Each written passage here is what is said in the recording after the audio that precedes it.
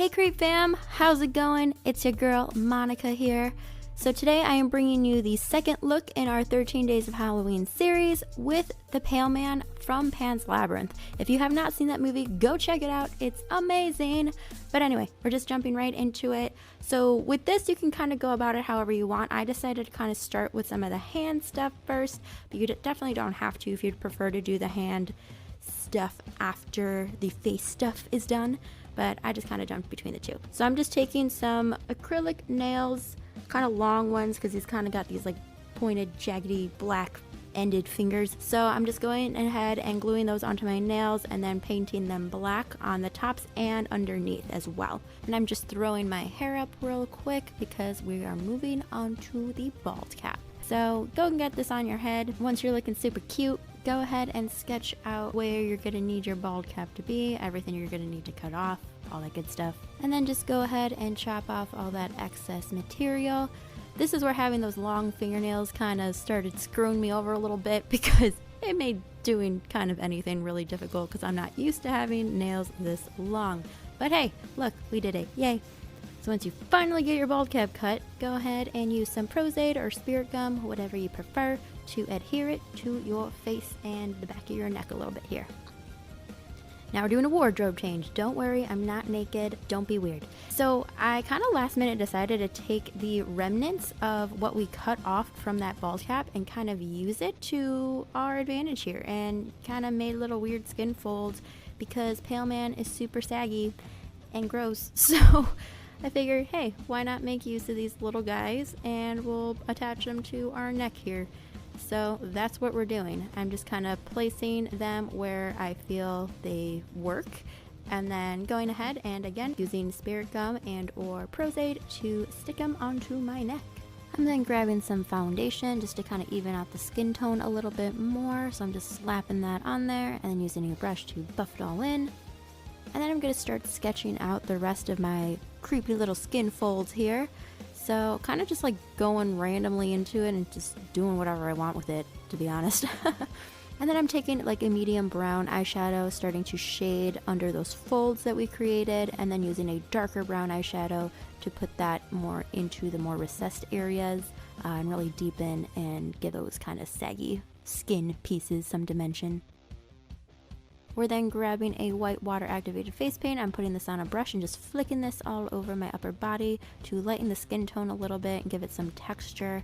And then I'm using that same paint and placing it on the tops of some of these folds here to bring them out a little bit more and continue lightening the skin tone a little bit.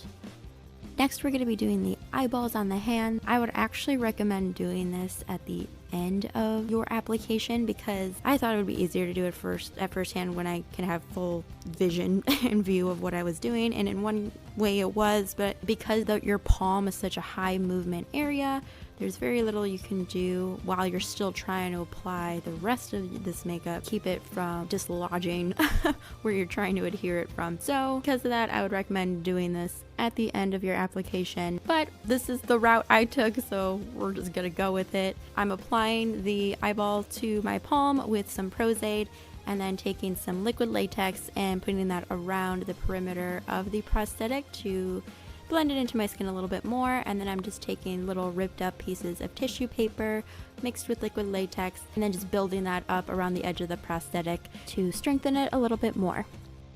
I'm then using some eyeshadow primer and placing it on the center of my face here. We're going to be using a black eyeshadow to just black out this whole area, so that way you can't really see it under the little eye holes in the mask once we have it on. Next comes the fun part, so we're going to use some Pros-Aid to apply our mask, but before we jump into this part of the tutorial, I'm going to show you how we made the mask. So I'm just grabbing my face cast and then I'm going to be putting some modeling clay around the eyes and nose to just blank that all out. Once I've gotten that into a shape that I like, I'm then going to start making the latex paste. So to do this, you're just literally just mixing liquid latex and flour that you can find in your kitchen. Start with latex first in your pan or whatever you're mixing this in, and then add a little bit of flour at a time and keep mixing until you get a consistency you like. I'm going to be using this reference picture to kind of get an idea of how the overall shape of the face needs to be. So I'm doing my best to mimic that shape using the latex paste all over the face cast, pretty much going edge to edge for the most part here. Once I'm happy with that and I've kind of smoothed that all out with some liquid latex on my finger, I'm then using the end of a big makeup brush to make the little eye holes. Make sure to be going through all the way through the clay that is underneath all of this latex paste. And it should look something like this. Once that's done, then I'm doing the lower portion of the face, so everything on the chin and jaw up to the lower lip. So go ahead and go ham with that. We're then going to let this dry overnight, so this is kind of what it should look like when it's dry. And then we're going to start doing the little flappy jowl things on the side of its face. So I'm going to be using wire and something to cut the wire with here, using this picture to kind of get an idea of how the little jowl guys should be looking. Pretty saggy and gross, you know? So I'm going to be cutting little pieces of wire down and starting to make them into the shape of the folds here. And then once I kind of got that where I like it, I'm then just taping it to my prosthetic. I'm then going to take that tape and then wrap this all around to make a solid space, essentially, in between all that wire. I'm going to do about 4 of these on each side and doing the exact same procedure all the way up. Once that's good to go, I'm then going to be covering all of the flaps in the latex paste as well. Again, just smoothing it out with your finger, making sure to get underneath and behind all of the little flappy guys. Let that dry down completely. Carefully take it off your face cast. It should look something like this. And then we're just going to take some little scissors and go ahead and take off some of that excess material. We're then going in with the foundation and coating this whole thing in it to equalize the color, make it a little bit closer to my skin tone. And then using a sponge to dab that all in. And then I'm going to take a translucent setting powder and set this all. We're then taking a red and white water activated face paint, and just like before, we're putting it on a brush and just flicking this all over to lighten the texture and give it texture overall. We're starting with the white here, and then I'm just going in with a brush and just kind of pressing this in to blend it a little bit more. And then we're going in with that red, and we're going to more carefully place where we put all this red. So we're going to mostly focus it around the mouth, the eyes, and the flaps on the lower part of the face. Once we're done with that, we're then taking that red paint on a brush and just kind of stippling this along the edges of all of the flaps. We're also going to be putting this a little bit around the eyes. We're then going in with some black and blacking out the inside of the eyes, making sure it just looks hollow and void of life, you know. And then I'm going in with some eyeshadows and just kind of further blending and smudging out some of those colors, giving it a little bit more dimension around the eyes as well as the mouth and wherever else I feel like it needs. I then found these eyeball prosthetics at Spirit Halloween, so I'm actually going to be using this for our hand pieces. Obviously though, they're the wrong color, so we need to go in. I'm using just some red acrylic paint, and I'm covering the pupil and iris and everything of the eye that was there, just to give it more of the feel of what Pale Man's eyes look like. I'm then going in and just lightly contouring the kind of temple and cheekbone area on each side of the mask here. And then that's it, you guys. So get this on your face, and then we're taking some liquid latex and stippling this all over the edge there where it meets the bald cap. We're then going to be tearing some pieces of tissue, laying that over, covering that in more latex, and just doing this tissue latex concoction all along the edge up there.